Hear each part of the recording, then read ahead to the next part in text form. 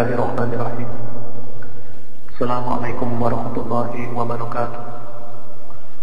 Alhamdulillahirabbil alamin.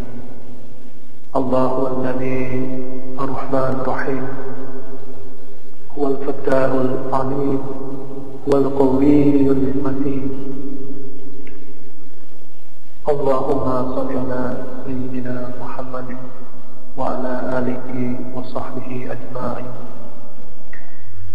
Allah Subhanahu wa ta'ala adalah Rabb kita semua. Allah adalah sembahan kita semua. Allah adalah pendidik bagi Rasulullah dan umat manusia. Alhamdulillah, kita bisa mengenal Allah, mengalami manisnya iman karena Allah, menjalani hidup dengan lika-liku, penuh suka, duka, penuh tawa, canda, bahkan dalam susah dan derita. Ini semua adalah karunia dari Allah Subhanahu wa ta'ala, supaya kita bisa beriman kepadanya dengan sebaik-baik iman dan takwa. Subhanallah walhamdulillah. Saudara-saudara dalam Islam yang mulia ini, pendidikan anak-anak kita saat ini berada pada titik yang luar biasa, di mana kita tidak memiliki seorang yang menjadi panutan yang dapat kita temui seperti di zaman Rasulullah Muhammad SAW ketika beliau hidup. Orang-orang bisa bertakwa dengan jalan menemui beliau, mengikuti sunnah-sunnah beliau secara langsung. Tetapi kita lihat bahwa anak-anak didik di sekolah misalnya itu tidak memiliki panutan, contoh yang dapat dia tiru secara langsung, seperti halnya bertemu dengan Rasul. Kalau ketemu dengan Rasul, ya Rasul, saya memiliki masalah. Ya Rasul, tolonglah kami diberikan jadwal untuk menerima ajaran-ajaran Islam. Ya Rasul, bolehkah saya bertanya? Ya Rasul, bolehkah aku ikut mempelajari sholat? Ya Rasulullah, bolehkah aku berjihad, berbakti kepada orang tuaku sesuai anjuranmu? Ya Rasul, bolehkah aku mengikuti perjalanan jauhmu mengajarkan Islam kepada manusia? Saat ini yang menjadi pewaris Rasulullah dan para sahabatnya, para tabi'in serta tabi'in adalah ulama. Seringkali ketika anak-anak ingin bertanya kepada gurunya, dihadapkan dengan kepribadian guru yang berbeda-beda. Seringkali anak-anak kita ingin bertanya, Pak, bagaimana caranya untuk menghindari supaya saya tidak dimarahi orang tua? Terkadang anak pun malu untuk menanyakannya, dan dia tidak tahu bagaimana cara bertanya kepada guru, dan dia juga tidak tahu apakah bertanya ini merupakan sebuah kepentingan.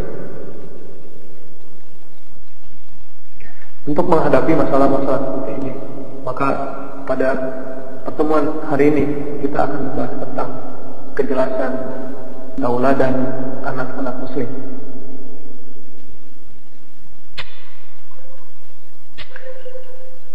Yang pertama yang harus kita siapkan adalah figur seorang guru yang dia bisa menjadi ulama pewaris ajaran Islam dari Rasulullah SAW, di mana pribadinya dibangun dengan cara mengikuti sunnah Rasulullah. Ketika siap seorang guru dengan pribadinya yang mencontoh Nabi Muhammad SAW, seorang pendidik yang dididik oleh Allah melalui malaikat Jibril ini, maka seorang guru bisa dikatakan sudah cukup memadai untuk bisa bergerak sebagai ulama di sekolahnya, di madrasahnya, atau pesantrennya. Itulah pertama, kesiapan guru. Yang kedua yang harus kita siapkan adalah siswa atau santri. Mereka harus dibekali apa hak mereka bagaimana cara mereka bertanya, untuk apa mereka bertanya, bagaimana cara mereka mengikuti tauladan di sekitar sekolahnya, atau bahkan ketika pulang ke rumahnya, ke sekitar lingkungan tetangganya dan masyarakatnya. Ini minimal dua hal yang harus disiapkan, yaitu figur yang dicontoh dan orang-orang yang akan mencontoh. Allah Subhanahu wa ta'ala berfirman dalam Al-Quran tentang kisah Luqman dan anaknya. Ya bunayya, la tusyrik billah. Luqman menegaskan kepada anaknya bahwa anaknya tidak boleh menyekutukan Allah. Artinya pribadi Luqman adalah seorang pribadi yang beriman kepada Allah. Ini adalah pribadi orang-orang yang Allah cintai. Dia bisa menasihati anaknya sebagaimana ini pun dilakukan oleh Rasulullah SAW, menasihati anak-anaknya, mulai dari anak-anak yang beliau bina bersama Khadijah Ummul Mukminin, dan juga bersama istri beliau yang lainnya, termasuk dengan anak-anak yang beliau asuh seperti Anas bin Malik, Abdullah bin Abbas, Ali bin Abi Thalib.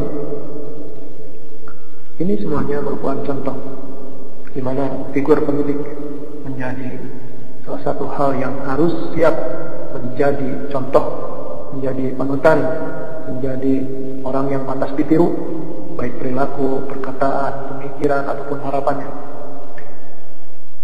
Selanjutnya, mempersiapkan anak-anak yang mampu mengikuti figur.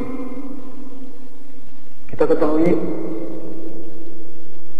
bahwasannya Rasulullah SAW pernah menginap di rumah pamannya, yaitu Abbas bin Abdul Muttalib, yang memiliki seorang putra yang bernama Abdullah. Jadi anaknya pamannya, artinya sepupu, yang bernama Abdullah bin Abbas.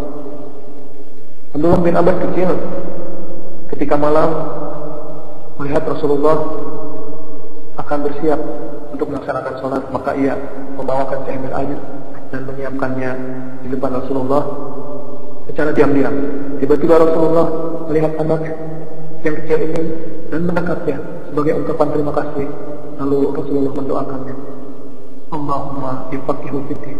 Semoga Allah memberikan kepahaman kepada anak ini, yaitu kepada Abdullah bin Abbas, kepahaman di dalam agama.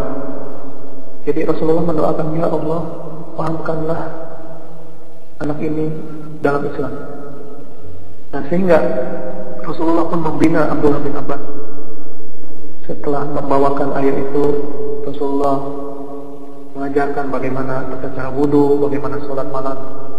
Ini artinya bahwasannya anak-anak itu harus disiapkan bagaimana mereka bisa menjadi anak-anak yang pandai bertanya, pandai mengemukakan pendapat, pandai membantu, pandai meniru, memilih mana yang harus ditiru, memilih mana yang harus tidak ditiru, memilih mana yang bisa dia amalkan sebagai perbuatan baik, memilih bagaimana dia menolak setiap amalan yang buruk.